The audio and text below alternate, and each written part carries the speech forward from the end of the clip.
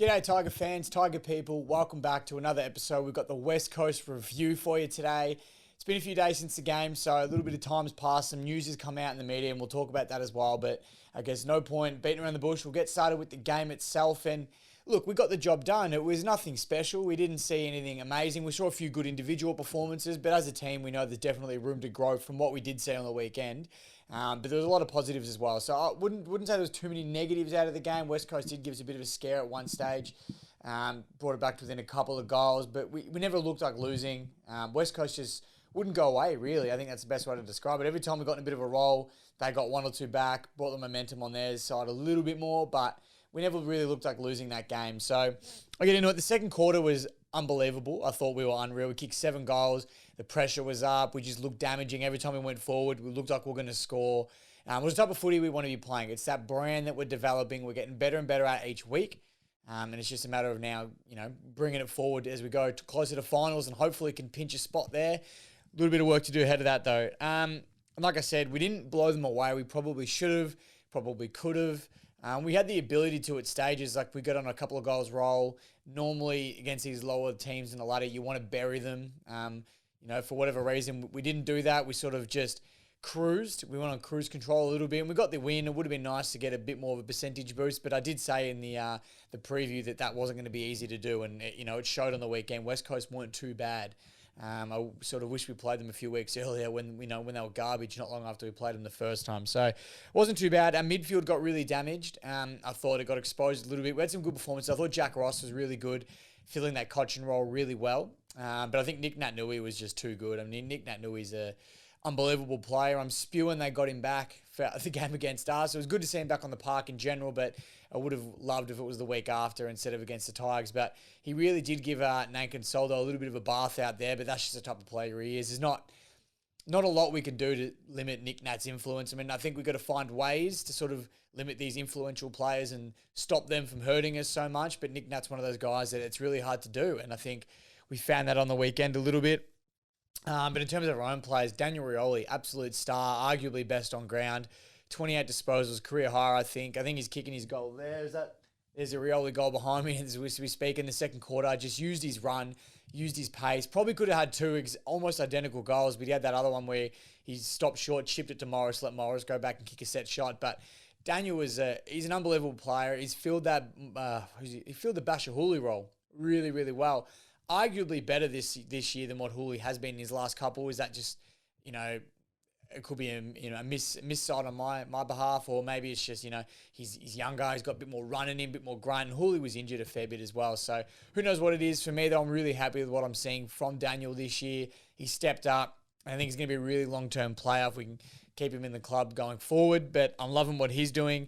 Marlon Pickett, he's hitting the scoreboard, he's intercepting, he's tackling, he's doing everything right at the moment, and he's proved us a lot of people wrong, I should say. There's a lot of people that were doubting Pickett. He had that great grand final, obviously, and then from then on it's sort of up and down, and a lot of people were doubting him, but he's really proven everyone wrong this year. He's playing the best footy I've ever seen him play, and he's top 3 wingman in the comp for me. You can't, I don't know who else would be in that sort of top 3 if he's not in there. So for me, Marlon Pickett is absolutely having a blinder of a season. I'm loving what he's doing. I love that he's hitting the scoreboard more now too. Super reliable set shot. There's actually, he's one of those types of players you'd almost put the house on him kicking the set shot. He's just got a really reliable kick. I don't know what it is about his technique or what it is, but he seems to knuckle him every time, which I love that. Dustin Martin, the elephant in the room, he was arguably back to his best in the first half on the weekend. He was damaging by foot. He found the scoreboard again in a vintage Dusty style, out the pack, snap, beautiful goal. Got me up and about, got the boys up and about. You could see early that everyone was up and about when Dusty did that, and he was scary. I thought he's going to rip this game apart now. You could just see it happening. There was little signs that he was showing early, and you thought he's just going to dominate this game now. And obviously had the hamstring complaint, went off at half time. We now find out that he's going to miss a week of footy, which is really disappointing. He was just starting to get some continuity back, but it is what it is. It's footy, I guess, and just got to play the dice as they roll. So it's disappointing, as I said, but it was great to see Dusty find that form again. And hopefully when he does come back into the side after this little hamstring niggle, he's got that confidence to go back to his best again, because he was so good, and he really stepped up in that first half without the likes of Prestia and Cochin in the midfield. Did it up forward. He's a star, and I mean, we love him. And I guess on Dusty, I'll quickly touch on it. There's an absolute media circus around Dustin Martin at the moment. For me, he's an absolute joke. And if you're not sure what I'm talking about, a lot of people are complaining that Dusty just ignores reporters, doesn't want to talk to the media. And look, arguably, yes, he should probably have an obligation to speak to the media at times. A lot of his contract, I'm presuming, would come from media rights, and it's where your income comes. And as Kane Corn said, you're speaking to your fans, your 100,000 members that want updates on you. But here is where my gripe lies. Dustin doesn't want to talk. He's just going to ignore you every time. He continues to do so. As a journalist, if you're going out of your way and expecting Dustin Martin to talk, that's on you. Don't go then complain and say, "Oh, what a pleasure it is talking to Dusty," when he just walks past you, because he's not going to do it. You know that now. We all know that. We all accepted it. And it kind of builds that mystique around him as well. I actually don't mind that he doesn't speak to the media that much. At least he's honest with himself. He doesn't want to talk to anyone, and he doesn't do it. I don't see the issue with it. Yes, would I love to know if he was staying? But they're not. Even the players that do talk, they really don't give you anything anyway. They're all media trained. They beat around the bushes. They're honestly like politicians the way they speak sometimes. They were too well media trained to really give anything away. So Dusty could speak if that's what you really wanted, but he's not going to give you the truth regardless. He's just going to say what he's been told to say by PR, his management, the club. So for me, I'd rather him just not talk and do what he wants. He's a star of the game. We know that. That's not going to change. Nothing's changing that. For mine, if you're a journo and you want to speak to Dusty, don't bother, because he's not going to do it. He's just going to walk past you every time, especially when you ambush him, on his way to training, on his way home from the club to his car. No one wants to talk. If it's an organised sit down like he had with Nick Reward a couple of years ago, things like that, different story. You're more likely. But if you're just going to ambush him, of course he's not going to talk to you. So it's on you. If you're a journo and you want to talk to him, that's on you.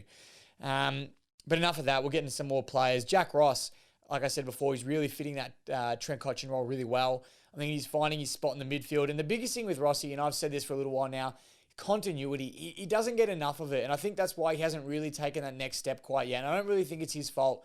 I think whenever there's an injury, he comes in, he starts to play some good footy, couple of weeks in a row, he starts to develop, he starts getting more confident, plays well. And then a Cochin or a Prestia, whoever gets injured, comes back into the side and he finds himself back in the twos playing, he's playing good standard in the twos, but he's not getting that development that he needs in the senior football. And it's a tough choice, I know, obviously, for the selection committee, because, you're not going to drop Cochin, Prestia, Lambert when he's healthy, all these guys that run through the midfield, Graham, you're not going to drop them for a Jack Ross.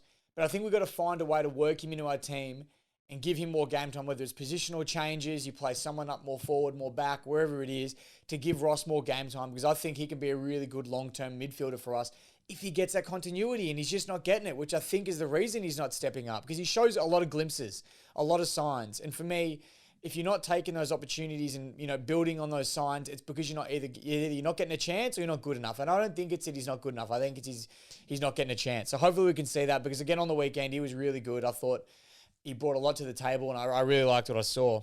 Another one, Liam Baker. I mean, we talk about Bakes every week, how good he is. I remember listening to the commentators in the first quarter. I think it might have been him in the first half, and he really hadn't had much of an influence. He was pretty quiet. He didn't get around it too much.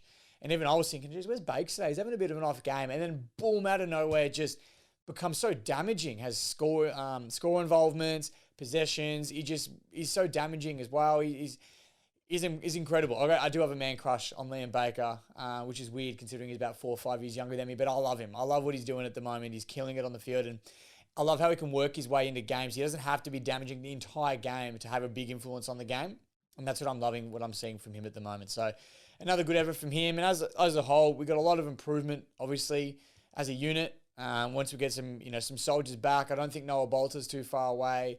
Cochin, Prestia, hopefully they can play this week. We get up, and then Dusty's our only injury if that happens. So wait and see. It's not too long now before we got our troops all back, and if we can play some consistent footy at our best level, I think we're going to hurt a lot of sides in the back end of the year. And we've got some big challenges coming up. So it all starts with Gold Coast this weekend, and I'll talk a bit more about that in my Gold Coast preview. But until then, chuck on the highlights and watch the second quarter in particular. It was definitely our best. And until then, go Tigers.